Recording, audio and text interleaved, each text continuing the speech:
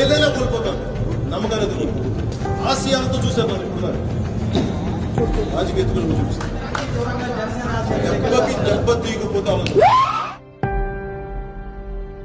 అధికార మదంతో ఉళ్ళు పరిసి కొట్టుకుంటున్న వైసీపీ అనబడే మహిషానికి కొమ్ములు ఇరగొట్టి కింద కూర్చోబెట్టి వచ్చే ఎన్నికల్లో సరికొత్త ప్రజాప్రభుత్వాన్ని స్థాపిస్తాం.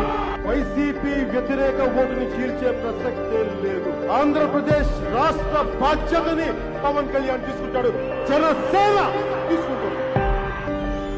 ఎక్స్పెరిమెంట్స్ చెయ్యం. అసెంబ్లీలో అడుగు పెట్టే విధంగానే ఉంటుంది మా ప్రణాళిక. పవన్ కళ్యాణ్ తో సహా అందరూ ఏ అభ్యర్థులు నిలబడతారో అందరూ గెలిచే తీరాలి. ఓటుని వేస్ట్ కానివ్వం.